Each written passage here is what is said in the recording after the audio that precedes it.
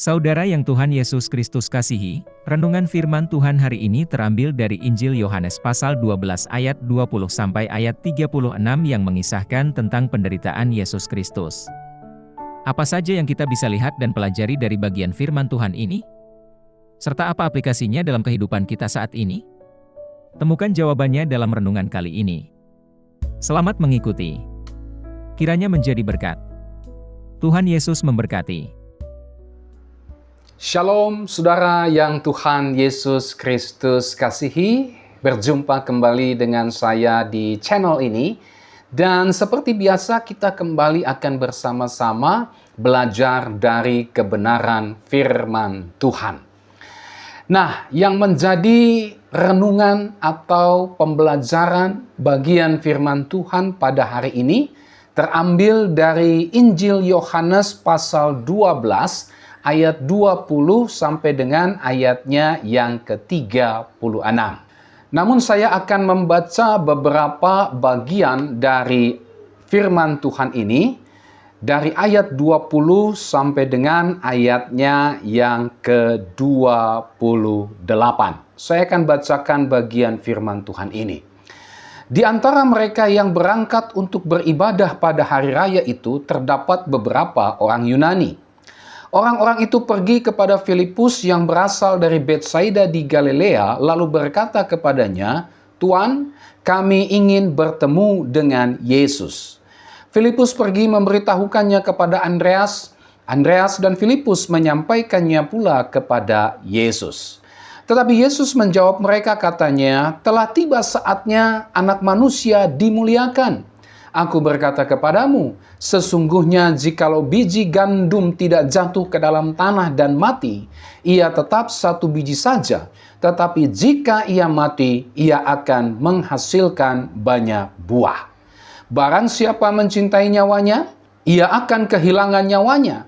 Tetapi barang siapa tidak mencintai nyawanya di dunia ini, ia akan memeliharanya untuk hidup yang kekal. Barang siapa melayani aku, ia harus mengikut aku, dan di mana aku berada, di situ pun pelayanku akan berada. Barang siapa melayani aku, ia akan dihormati Bapa." Sekarang jiwaku terharu, dan apakah yang akan kukatakan? "Bapa, selamatkanlah aku dari saat ini." Tidak, sebab untuk itulah aku datang ke dalam saat ini. "Bapa, muliakanlah namamu." Maka terdengarlah suara dari sorga, "Aku telah memuliakannya dan aku akan memuliakannya lagi." Demikian saudara teks firman Tuhan yang menjadi renungan kita pada hari ini. Ayat-ayat selanjutnya sampai dengan ayatnya yang ke-36, silakan saudara baca sendiri di dalam Alkitab saudara masing-masing. Nah saudara, tema firman Tuhan pada hari ini adalah memuliakan Allah di dalam penderitaan. Apa yang dimaksud dengan memuliakan Allah? Memuliakan Allah artinya mengakui kebesaran dan kemuliaan Allah serta menghormati Allah. Memuliakan Allah artinya mengakui bahwa Allah lebih besar, Allah lebih berharga, Allah lebih utama, Allah lebih tinggi, Allah lebih berkuasa, Allah lebih penting, Allah lebih bernilai, Allah lebih mulia dari apapun juga yang ada di dalam dunia ini. Memuliakan Allah artinya menghormati Allah melalui ketundukan dan ketaatan sepenuhnya kepada Allah. Nah, itulah arti daripada memuliakan Allah. Saudara yang Tuhan Yesus Kristus kasihi, setiap orang Kristen, saudara dan saya dipanggil untuk memuliakan Allah di dalam seluruh kehidupan kita. Tujuan hidup dari orang Kristen adalah untuk memuliakan Allah. Artinya apa? Artinya saudara, seluruh bagian apapun dalam kehidupan kita, entah itu saudara beribadah gereja, entah itu ketika saudara dan saya melayani di gereja, atau entah itu ketika saudara memberi persembahan, berdoa, membaca Alkitab, sekolah, kuliah, bekerja, membantu orang tua, rekreasi, menonton televisi, menggunakan HP kita, kemudian memakai internet, dalam hal berpacaran, menikah, mendidik anak, bergaul dengan orang lain, melaksanakan tugas dan tanggung jawab dalam keluarga, gereja, masyarakat, dan sebagainya. Semua bagian kehidupan kita tersebut kita kerjakan bertujuan untuk memuliakan Allah. Ya. Jadi semua bidang kehidupan kita, apapun aspek dalam kehidupan kita, semua kita lakukan dalam arah dan tujuan untuk memuliakan Allah sendiri. Nah, saudara, memuliakan Allah bukan hanya menyangkut seluruh bagian apapun dalam kehidupan kita, seperti yang tadi sudah saya sampaikan. Tetapi juga dalam seluruh situasi, dalam seluruh kondisi apapun yang kita alami dalam kehidupan kita. Entah itu ketika kita senang atau susah, sehat atau sakit, atau entah itu ketika kita bahagia atau menderita. Jadi memuliakan Allah bukan hanya dalam situasi dan kondisi yang senang, yang tenang, yang aman, yang nyaman dan bahagia saja, tetapi juga ketika kita sedang dalam penderitaan. Ya. Jadi apapun situasi dan kondisi yang kita alami dalam seluruh kehidupan kita, termasuk ketika kita sedang mengalami penderitaan, kita diajarkan untuk tetap hidup memuliakan Allah. Memang saudara, tidak ada seorang pun dari kita yang mau mengalami penderitaan, bukan? Ya. Saya percaya setiap kita, termasuk saya, pasti tidak mau mengalami yang namanya penderitaan. Kita selalu menginginkan kehidupan kita ini dalam keadaan senang, tenang, nyaman, sentosa, bahagia. Setiap kita pasti tidak mau mengalami yang namanya penderitaan. Tetapi saudara, selama kita masih hidup di dunia ini, kita memang masih harus mengalami berbagai macam penderitaan. Hanya ketika kita sudah di sorga sajalah, maka kita sama sekali bebas dari yang namanya penderitaan. Tetapi masalahnya saudara, apakah kita masih bisa memuliakan Allah di dalam penderitaan yang kita alami? Ya, masihkah kita bisa memuliakan Tuhan ketika kita sedang mengalami yang namanya penderitaan dalam kehidupan kita? Nah, saudara, tentu saja penderitaan yang dimaksud bukanlah penderitaan akibat daripada dosa dan kejahatan kita, bukan, ya. Tetapi penderitaan yang dimaksud adalah penderitaan karena iman kepada Kristus. Penderitaan karena melakukan kehendak Allah. Penderitaan karena mempertahankan hidup suci, mempertahankan hidup yang saleh, saudara dan saya hidup jujur dan takut akan Tuhan di tengah-tengah lingkungan yang cemar, yang korup, yang penuh tipu daya, serta yang tidak takut akan Tuhan. Ya, inilah penderitaan yang dimaksud. Ya, saya ingin membacakan kepada kita 1 Petrus 2 ayat 20. Demikian firman Tuhan. Sebab dapatkah disebut pujian jika kamu menderita pukulan karena kamu berbuat dosa? Tetapi jika kamu berbuat baik dan karena itu kamu harus menderita, maka itu adalah kasih karunia pada Allah. Ya, jelas. 1 Petrus 3 ayat 17. Sebab lebih baik menderita karena berbuat baik jika hal itu dikehendaki Allah daripada menderita karena berbuat jahat. 1 Petrus 4 ayat 15 sampai dengan ayat 16 berkata, janganlah ada di antara kamu yang harus menderita sebagai pembunuh atau pencuri atau penjahat atau pengacau.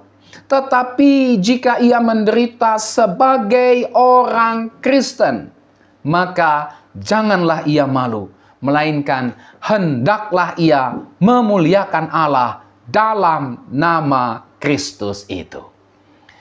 Jadi saudara, penderitaan yang dimaksud di sini bukan penderitaan karena kita berbuat dosa dan kejahatan. Alkitab tidak menghendaki kita mengalami penderitaan akibat dosa dan kejahatan kita. Alkitab tidak pernah merekomendasikan penderitaan akibat dosa dan kejahatan kita. Sebaliknya Alkitab mengajar kita supaya kita menghindari penderitaan akibat dosa dan kejahatan kita. Bahwa penderitaan yang dialami oleh orang Kristen, biarlah itu penderitaan oleh karena kehendak Allah. Penderitaan karena saudara dan saya adalah orang Kristen, pengikut Kristus. Penderitaan karena iman kepada Kristus. Penderitaan oleh karena saudara berbuat baik, saudara dan saya hidup suci, saudara dan saya hidup saleh, jujur, ya, dan takut akan Tuhan. Ya. Ini penderitaan yang diajarkan oleh Alkitab.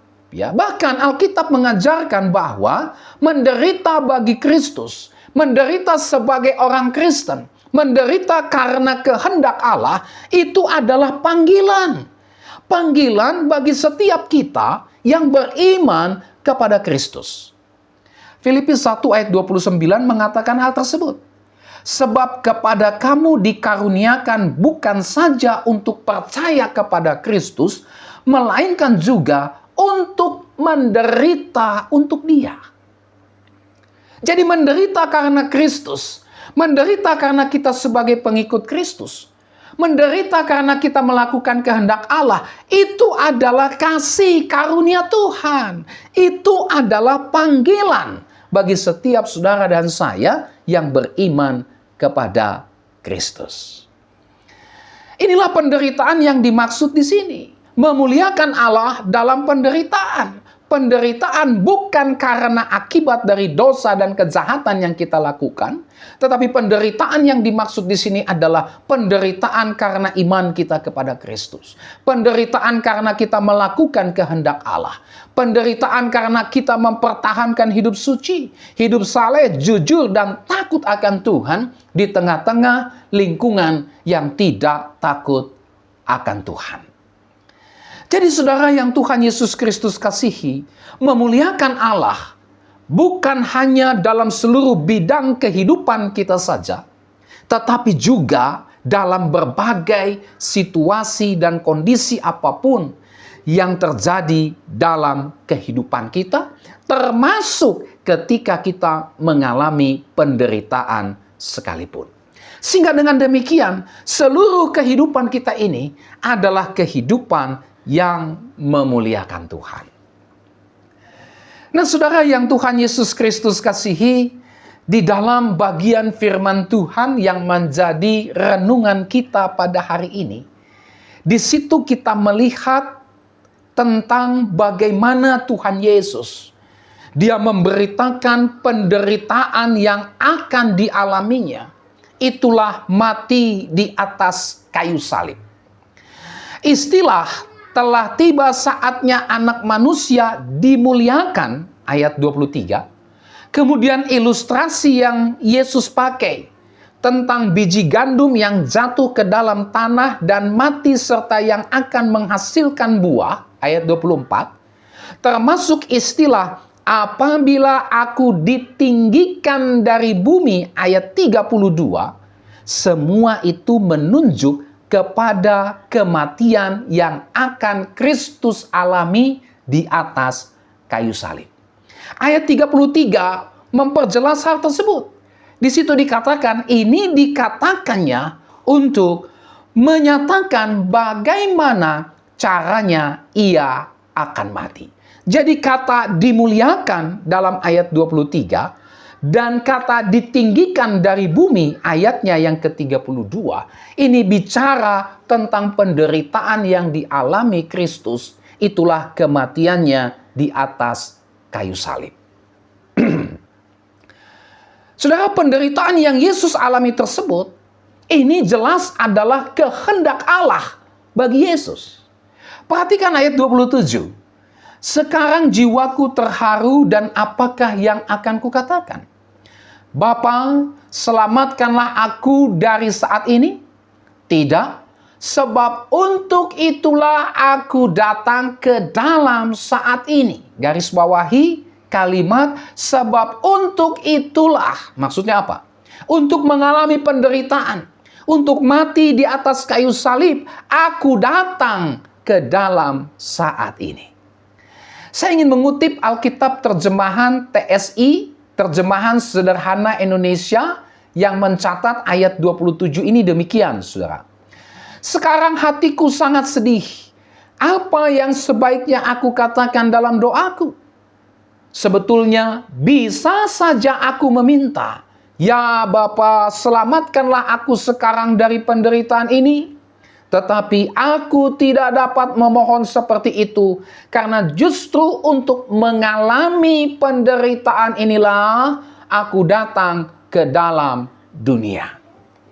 Saya menggarisbawahi kalimat "karena justru untuk mengalami penderitaan inilah aku datang ke dalam dunia." Jadi sangat jelas sekali bahwa penderitaan, sengsara, kematian Kristus di atas kayu salib ini adalah kehendak Allah. Kristus mengalami penderitaan tersebut karena penderitaan tersebut jelas sekali adalah kehendak Allah bagi Yesus. Dan di dalam penderitaannya tersebut, saudara, Alkitab mencatat bahwa Tuhan Yesus bergumul. Ya, Tuhan Yesus mengalami pergumulan terhadap penderitaan yang akan dia alami. Jangan pikir Yesus tenang-tenang saja dengan penderitaan yang akan dia tanggung. Jangan pikir Yesus merasa tentram, aman, tenang di dalam menghadapi penderitaan yang harus dia tanggung, di dalam menjalani kematiannya di atas kayu salib yang adalah kehendak Allah. Yesus bergumul, saudara. Ayat 27, "Sekarang jiwaku terharu, dan apakah yang akan kukatakan? Bapa, selamatkanlah aku dari saat ini." Tidak, sebab untuk itulah aku datang ke dalam saat ini. Jiwaku terharu. Sekarang jiwaku terharu. Ini bicara tentang pergumulan yang Yesus alami di dalam penderitaan yang harus dia tanggung. Istilah jiwaku terharu, saudara, dalam ayat ini sebenarnya kurang tepat terjemahannya. Ya, kata terharu yang berasal dari kata Yunani tarasso, ini mempunyai arti susah, kacau. Alkitab terjemahan baru edisi 2 menerjemahkan bagian ini dengan kalimat "sekarang jiwaku terguncang." Bukan terharu, terguncang. Beberapa versi terjemahan Alkitab lainnya menerjemahkan ayat 27 ini, "Jiwaku sangat gelisah. Jiwaku telah digelisahkan. Jiwaku sangat berduka cita. Hatiku sangat sedih. Jiwaku susah. Hatiku cemas." Nah, semua ini menunjukkan kepada kita bahwa dalam keadaannya sebagai manusia sama seperti kita, Tuhan Yesus juga mengalami pergumulan dengan penderitaan yang dialaminya tersebut.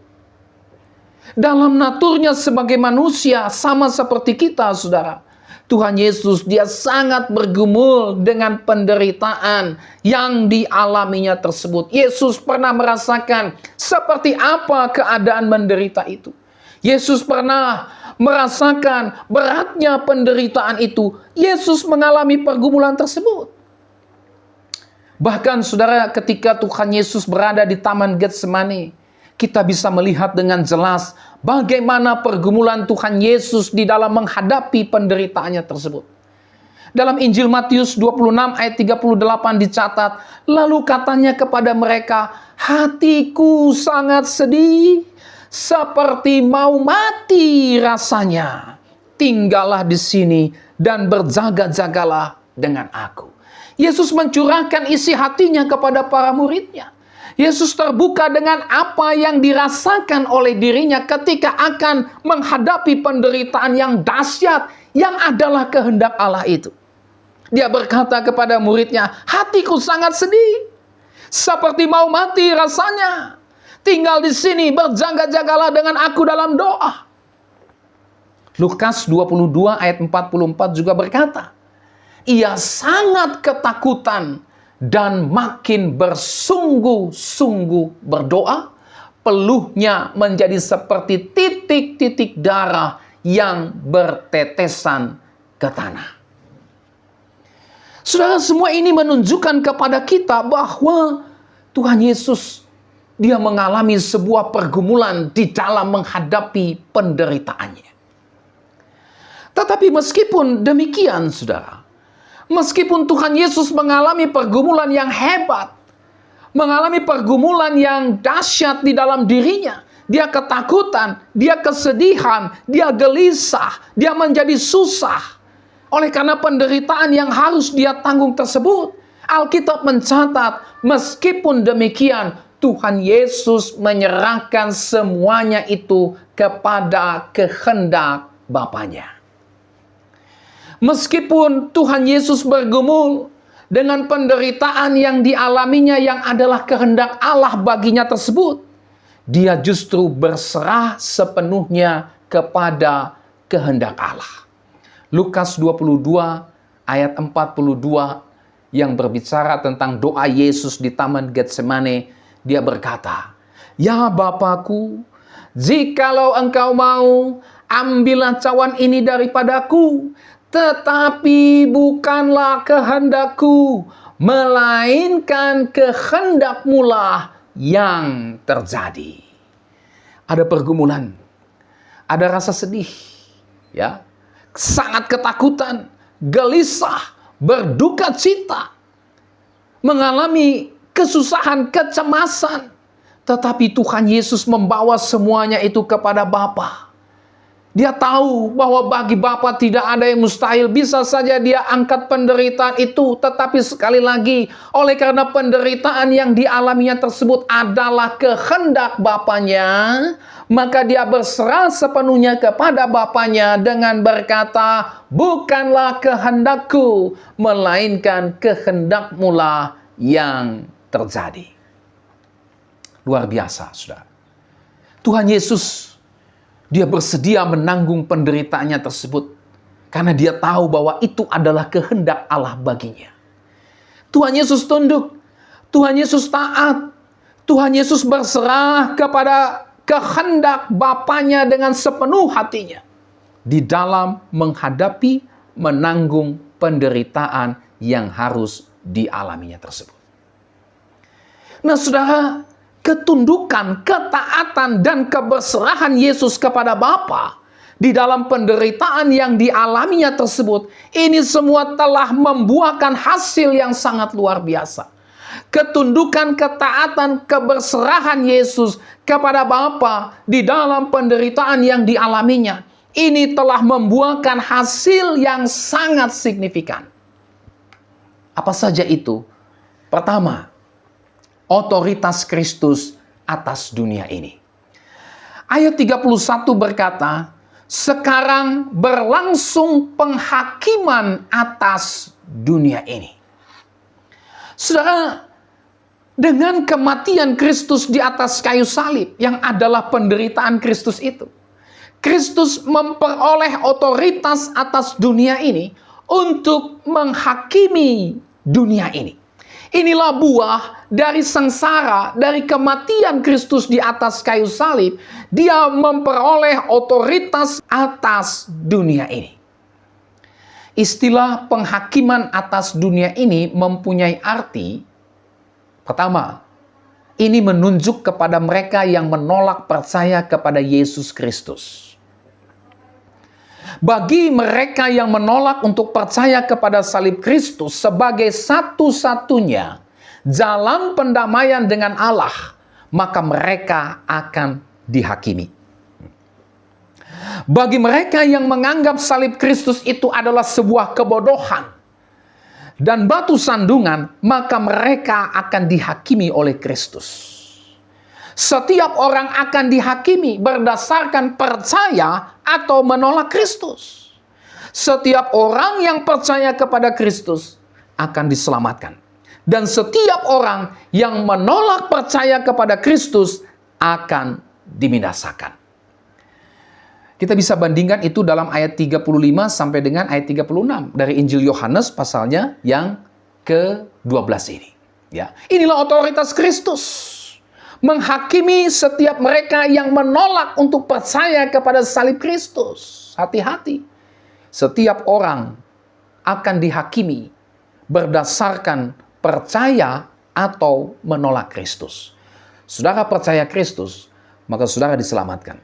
Tapi sebaliknya, saudara menolak Kristus, maka saudara akan dihakimi. Saudara akan dibinasakan. Ini otoritas Kristus atas dunia ini.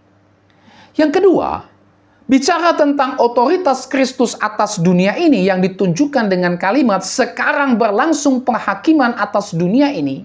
Ini menunjuk kepada dosa orang-orang percaya yang ditanggung oleh Yesus Kristus melalui kematiannya di atas kayu salib.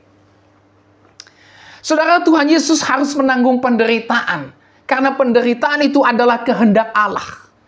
Dan Yesus Kristus melalui penderitaannya di kayu salib, dia menanggung penghakiman atas dosa orang-orang pilihan. Orang-orang percaya di atas kayu salib, sehingga mereka dapat memperoleh pengampunan atas dosa-dosa mereka. Mereka dibenarkan, mereka dikuduskan, dan menerima kehidupan yang kekal. Ya. Nah, saudara, inilah otoritas Kristus atas dunia ini. Baik atas orang-orang yang menolak untuk percaya kepada salib Kristus, maupun atas orang-orang yang percaya kepada salib Kristus. Dengan kematiannya di atas kayu salib, Tuhan Yesus memiliki otoritas atas dunia ini. Itulah otoritas untuk menghukum mereka yang menolak percaya kepadanya dan menyelamatkan mereka yang percaya kepadanya. Yang kedua, saudara, apa yang dihasilkan daripada penderitaan Kristus? Yang pertama tadi otoritas Kristus atas dunia ini. Yang kedua, iblis dihancurkan. Lihat ayat 31. Sekarang juga penguasa dunia ini akan dilemparkan keluar. Saudara, istilah penguasa dunia ini jelas menunjuk kepada iblis. Setan-setan dan roh-roh jahat. Nah, melalui kematian Kristus di atas kayu salib, iblis dikalahkan dan kuasanya dihancurkan. Dengan kematian Kristus di atas kayu salib, ia melucuti iblis sehingga iblis tidak lagi punya kuasa atas dunia ini dan juga tidak punya kuasa atas orang-orang yang beriman, yang percaya kepada Kristus.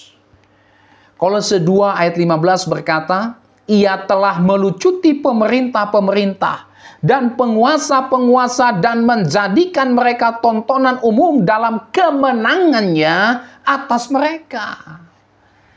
Nampaknya waktu Yesus disalib sepertinya Yesus kalah, saudara. Tetapi kenyataannya, waktu Kristus mati, buah dari kematian Kristus, iblis dihancurkan. Kuasa iblis dilucuti. Sehingga iblis tidak lagi punya kuasa atas dunia ini, bahkan juga atas orang-orang yang percaya kepada Kristus. Atas setiap saudara dan saya yang beriman kepada Kristus. Bahkan saudara, iblis akan dilempar. Iblis akan dihukum selama-lamanya dalam siksaan kekal di neraka. Ini jelas dicatat di dalam Alkitab. Misalnya dalam Matius 25 ayat 41.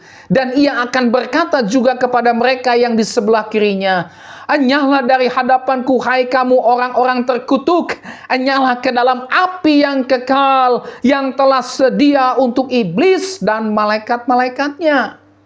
Garis bawahi kalimat, enyahlah ke dalam api yang kekal. Api yang kekal bicara tentang neraka. Api yang kekal bicara tentang penghukuman Allah yang telah disediakan untuk iblis dan malaikat-malaikatnya. Iblis suatu saat akan dilempar dan dihukum di dalam neraka selama-lamanya.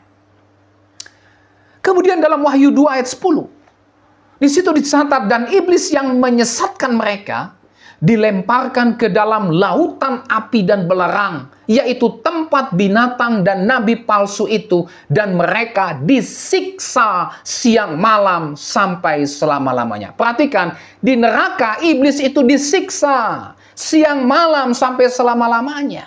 Disiksa, saudara. Tapi saya sangat heran sekali, masih ada orang Kristen yang dibodoh-bodohi, ya, dibodoh-bodohi dengan oknum yang mengaku hamba Tuhan, dibawa jalan-jalan ke neraka, lalu dia menyampaikan pengalaman jalan-jalan di neraka itu. Dia berkata, di neraka iblis menyiksa orang berdosa. Di neraka iblis berkuasa atas orang-orang berdosa dan menyiksa mereka. Ini dusta. Ini sebuah kebohongan. Hamba Tuhan itu penipu. Hamba Tuhan itu adalah hamba Tuhan yang menyebarkan kalimat atau firman Tuhan yang tidak disampaikan seperti yang dikatakan Alkitab. Hamba Tuhan itu telah membohongi saudara. Hamba Tuhan itu telah menipu saudara. Tak peduli dengan tampilannya yang mungkin kelihatan sebagai hamba Tuhan. Tetapi ketika dia berkata bahwa dia dibawa jalan-jalan ke neraka, melihat iblis menyiksa orang-orang berdosa, dia sedang menyampaikan kabar bohong. Hati-hati saudara. Ini kepada orang Kristen nih. Tolong saudara, sungguh-sungguh di dalam mengikut Tuhan dengan mendalami firman Tuhan Alkitab yang diberikan kepada saudara. Alkitab mencatat iblis di neraka itu disiksa siang malam sampai selama-lamanya. Bukan menyiksa orang berdosa, tidak. Ya, saya terus terang bergumul. Mengapa masih banyak orang Kristen termakan hoax, termakan berita hoax yang disampaikan oleh hamba-hamba Tuhan, dalam tanda petik, yang menyampaikan pengajaran penglihatan palsunya. Tidak lain dan tidak bukan untuk apa sih? Tujuannya jelas, supaya dia dikultuskan. Supaya orang tertuju kepada dirinya dan bukan kepada Yesus Kristus. Hati-hati saudara, sekali lagi saya mau katakan hati-hati. Jangan saudara percaya dengan setiap penglihatan yang mengatakan, saya dibawa Tuhan ke neraka. Untuk apa dibawa Tuhan ke neraka? Ya, tidak ada gunanya dibawa Tuhan ke neraka. Karena di neraka adalah tempat penghukuman. Untuk apa dibawa ke neraka? Di neraka adalah tempat murka Tuhan. Dinyatakan kepada iblis, malaikat-malaikatnya, nabi palsu, dan orang-orang yang tidak mau percaya kepada Yesus. Jadi hati-hati saudara ya. Camkan ini baik-baik. Iblis itu dihukum di neraka, bukan menjadi raja di neraka, bukan menyiksa orang di neraka. Dia justru juga disiksa di neraka bersama setiap orang yang tidak percaya Yesus, bersama dengan nabi-nabi palsu dan orang-orang yang mengikut setan, yang mengikut iblis. Jadi tolong bertobat dari saudara yang percaya kepada berita-berita yang disampaikan oleh hamba-hamba Tuhan yang penuh dengan dusta. Ingat, Yohanes 8 ayat 44. Iblis adalah bapa segala dusta. Jangan saudara pikir hamba Tuhan kebal dari serangan iblis. Hamba Tuhan pun bisa dipakai oleh setan untuk menyesatkan saudara dan saya. Itu sebabnya saudara harus kembali kepada Alkitab.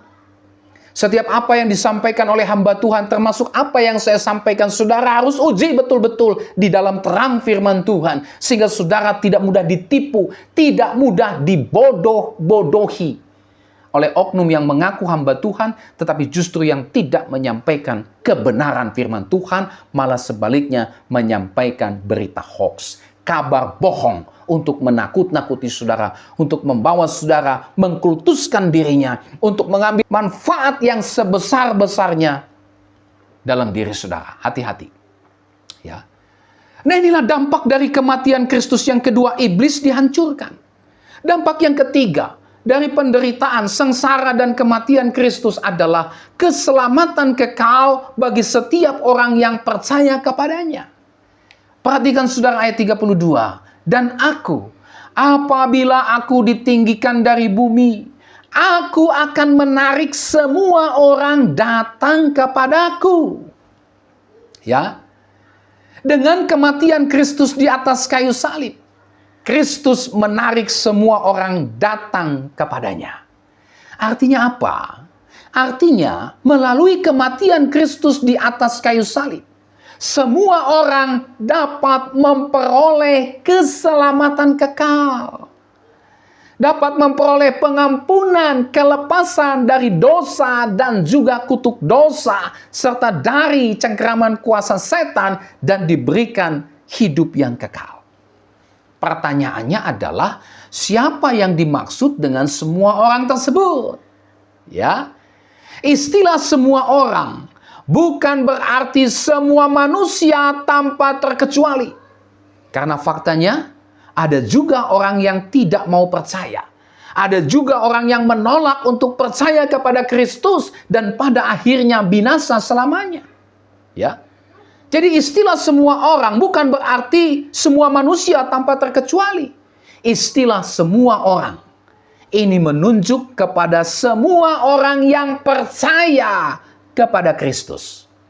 Yohanes 3 ayat 16.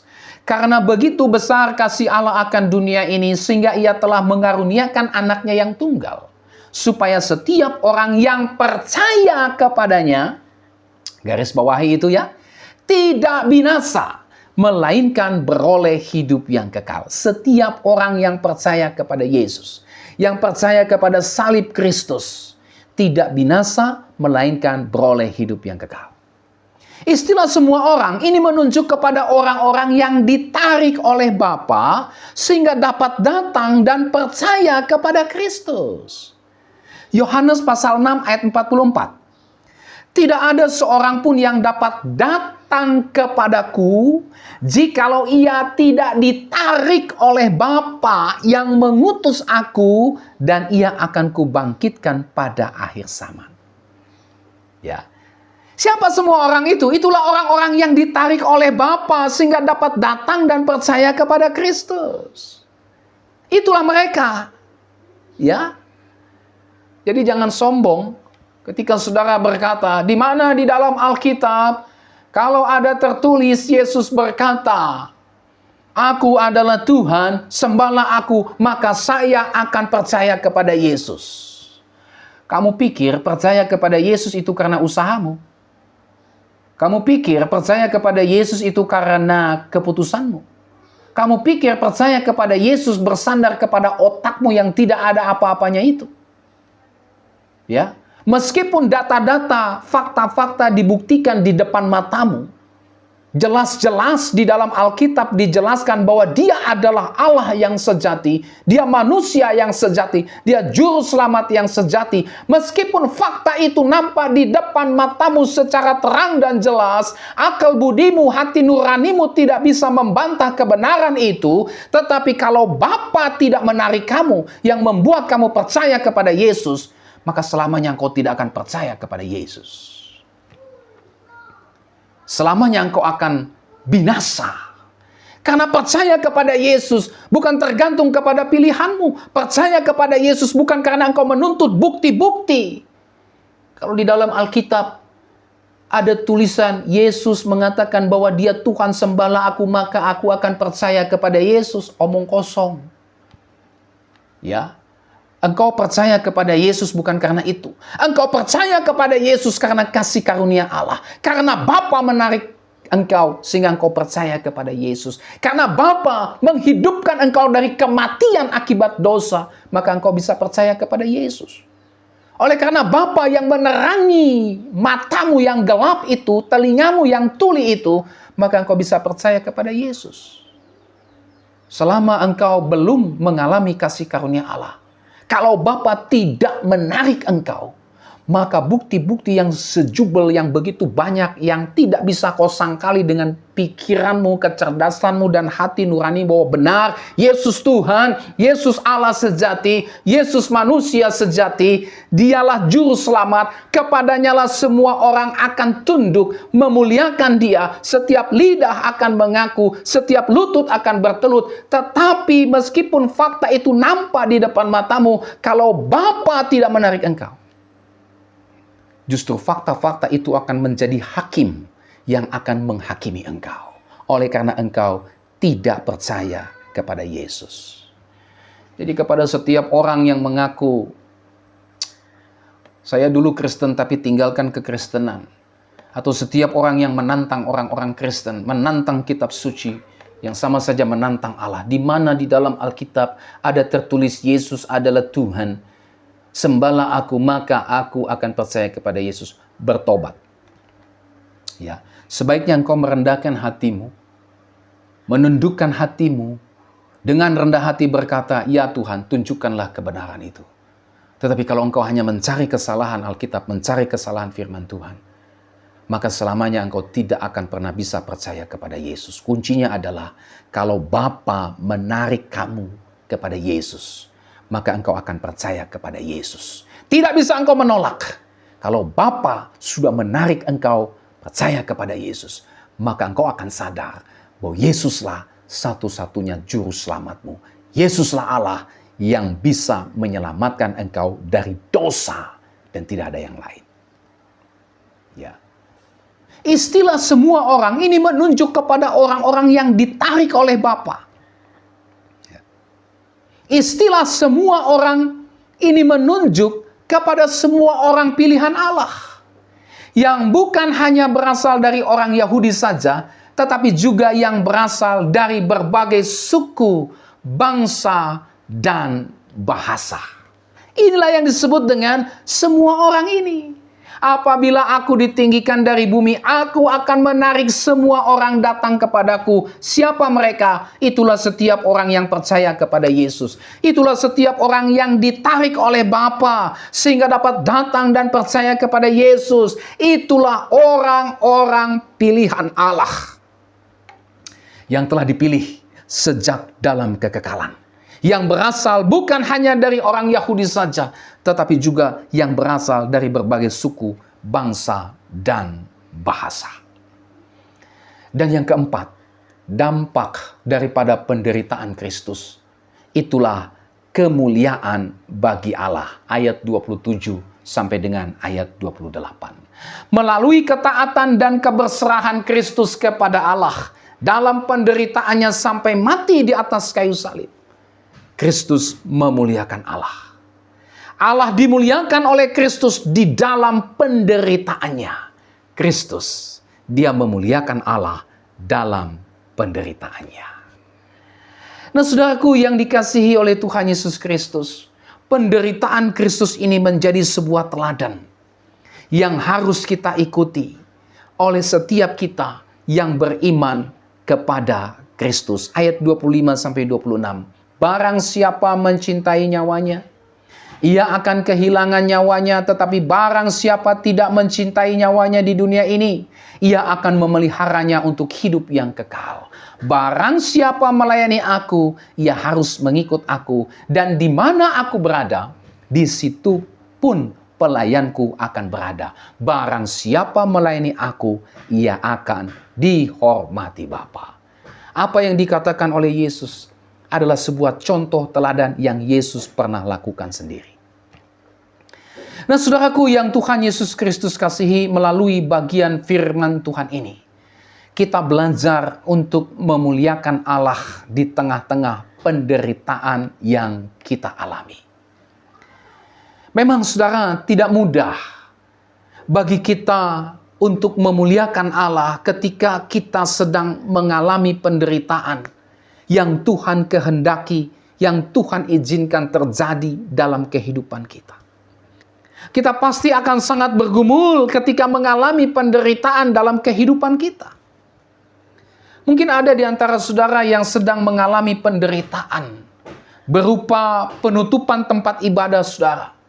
Waktu saudara ibadah dibubarkan, saudara tidak diizinkan beribadah di rumah di tempat saudara. Atau saudara tidak mendapat izin untuk membangun tempat ibadah. Oleh karena saudara dikenal sebagai orang Kristen, sebagai pengikut Kristus, oleh karena saudara beriman kepada Kristus. Penderitaan.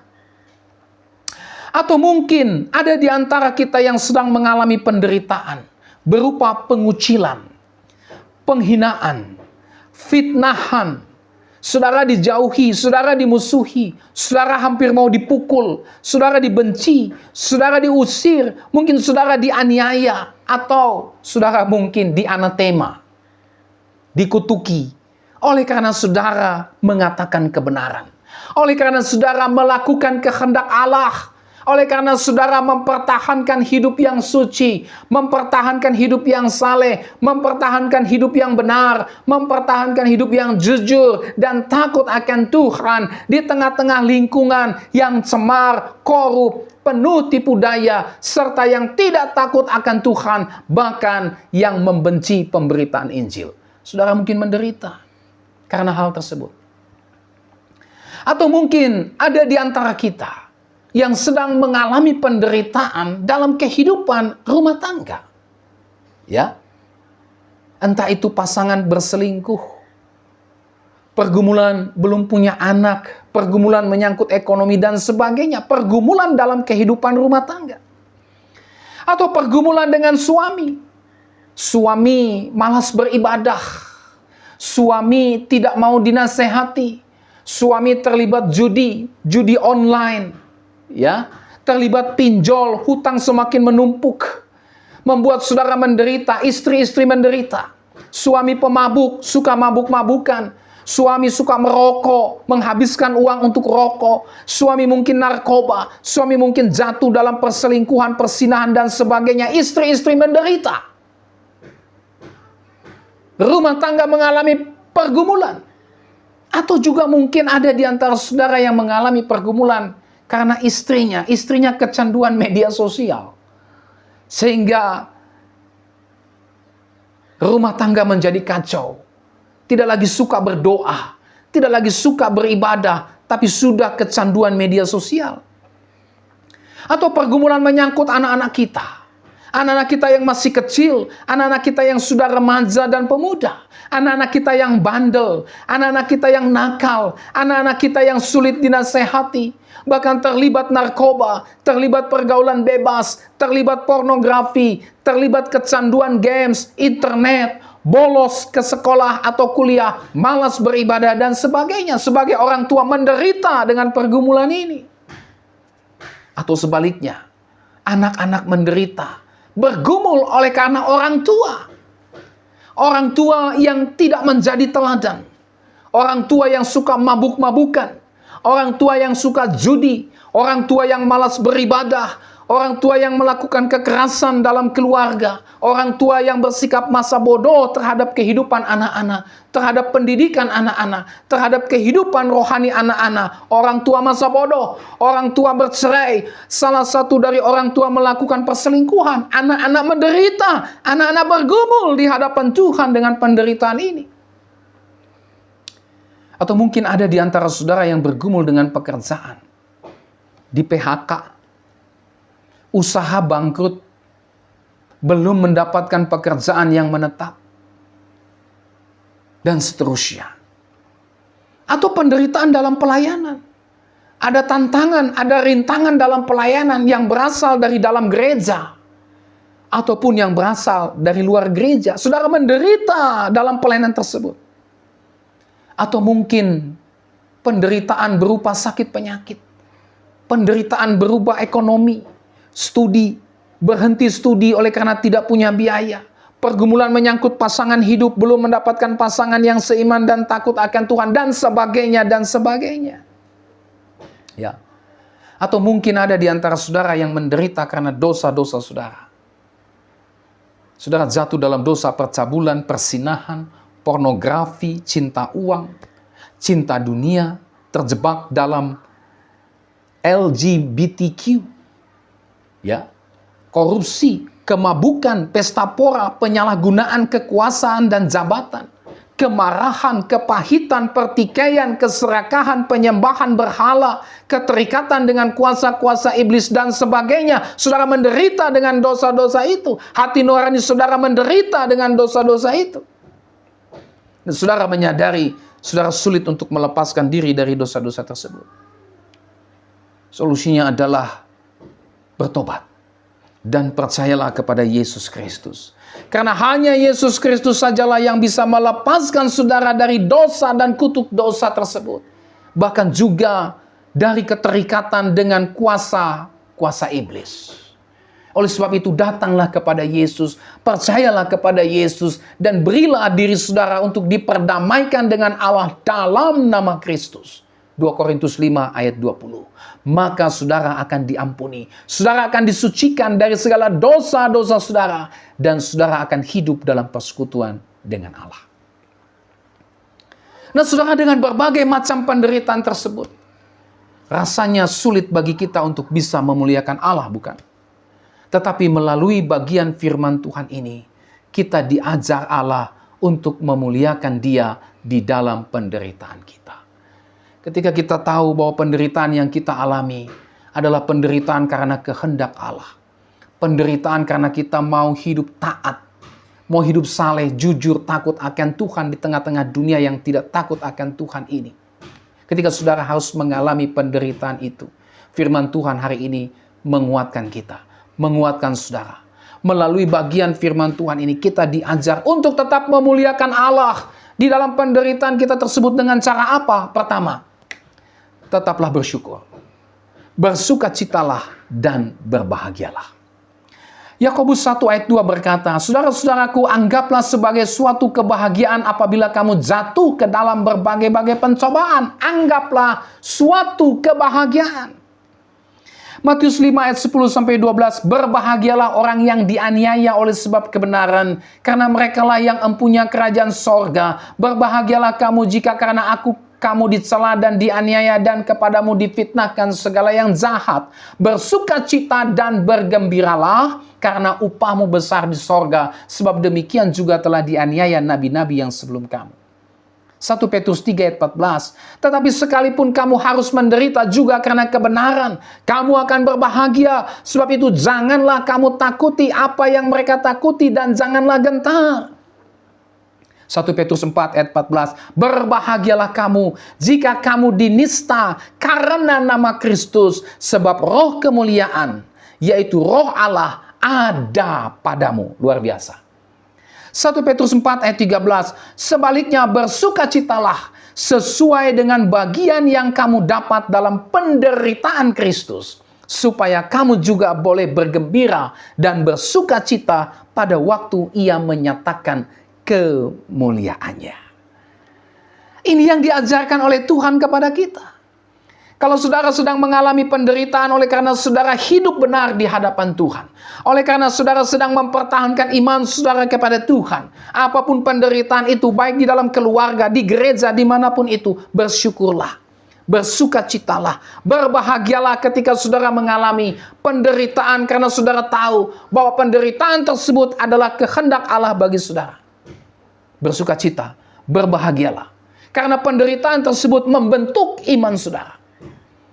Bersyukurlah, bersukacitalah, berbahagialah karena penderitaan tersebut menghasilkan ketekunan, menghasilkan kesabaran, penguasaan diri, membentuk saudara untuk bergantung penuh kepada Allah. Bahkan penderitaan tersebut merupakan sebuah bagian di mana saudara sedang mengikuti jejak Kristus. Mengikuti jejak para nabi, mengikuti jejak para rasul, mengikuti jejak para saleh Tuhan yang menderita karena ketaatan kepada kehendak Allah. Penderitaan yang kita alami sebagai sebuah kehendak Tuhan atau panggilan Kristiani kita, pastilah akan mendatangkan kebaikan bagi kita, seperti janjinya dalam Roma 8 ayat 28. Bukan hanya itu, tetapi juga akan mendatangkan kemuliaan bagi Allah. Roma 11 ayat 36. Oleh sebab itu saudara, bagaimana cara kita memuliakan Allah di dalam penderitaan? Mari kita bersyukur. Mari kita bersukacita. Mari kita berbahagia. Karena semua penderitaan itu adalah kehendak Allah.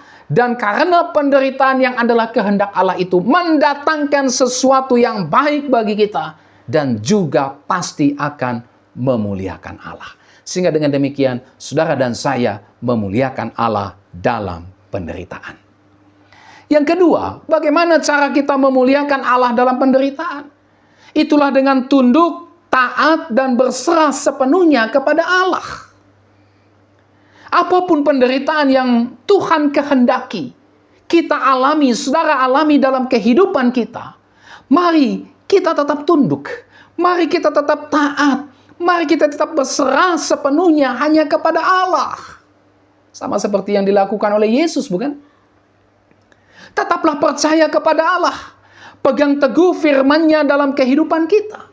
Tetap bersabar di dalam menjalani penderitaan tersebut, serta sabar dalam menantikan jawaban Tuhan atas setiap penderitaan yang kita alami. Percayalah, Tuhan tidak akan tinggal diam. Percayalah, Tuhan pasti akan menolong. Percayalah, Tuhan pasti akan memampukan. Percayalah, Tuhan pasti akan menguatkan. Percayalah bahwa Tuhan senantiasa menyertai kita dalam setiap penderitaan yang kita alami tersebut, sehingga kita mampu menanggungnya sampai kepada waktu Tuhan dinyatakan kepada kita. Tunduk, taat, berserah sepenuhnya kepada Allah. Ini cara kita memuliakan Allah dalam penderitaan.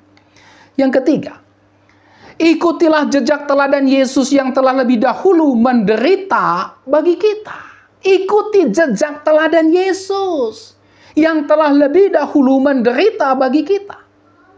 1 Petrus 2 ayat 21 berkata, sebab untuk itulah kamu dipanggil. Karena Kristus pun telah menderita untuk kamu dan telah meninggalkan teladan bagimu supaya kamu mengikuti jejaknya. Luar biasa. Saudara, penderitaan Kristus ini menjadi teladan dalam kehidupan kita. Menjadi contoh jejak yang harus kita ikuti ketika kita sedang mengalami penderitaan yang adalah kehendak Tuhan bagi kita. Ketika Kristus menderita, Kristus rela dan tunduk sepenuhnya kepada kehendak Bapa. Demikian pula dengan kita, ketika kita menderita, mari kita rela dan tunduk sepenuhnya kepada kehendak Allah seperti yang diteladankan oleh Yesus. Ketika Kristus menderita, Dia berserah sepenuhnya kepada Bapa. Demikian juga dengan kita. Ketika kita menderita saat ini, mari kita berserah sepenuhnya kepada Bapa. Mari kita mengikuti jejak teladan Yesus. Ketika Kristus bergumul dengan penderitaannya, Dia berdoa kepada Bapa dan Bapa menguatkannya. Demikian juga dengan kita. Ketika kita menderita, mari kita berdoa kepada Bapa mengikuti jejak teladan Yesus ini, dan Bapa pasti akan menguatkan dan memampukan kita. Pasti akan menguatkan dan memampukan saudara dan saya. Nah, saudara yang Tuhan Yesus Kristus kasihi, inilah pelajaran yang bisa kita ambil dari bagian firman Tuhan ini tentang memuliakan Allah dalam penderitaan. Saudara, penderitaan bukanlah hambatan, bukanlah rintangan bagi kita untuk memuliakan Allah. Karena di dalam dan melalui penderitaan pun Allah turut bekerja untuk menggenapkan rencananya yang baik bagi kita dan melalui kita. Oleh sebab itu, mari kita senantiasa memuliakan Allah meskipun di dalam penderitaan yang kita alami. Baik itu dengan kita bersyukur, bersukacita, dan berbahagia, juga dengan tunduk, taat, dan berserah sepenuhnya kepada Allah, serta mengikuti jejak teladan Yesus yang telah lebih dahulu menderita bagi saudara dan saya. Kiranya renungan firman Tuhan hari ini memberkati kita. Sampai kita berjumpa kembali. Tuhan Yesus memberkati saudara dan shalom.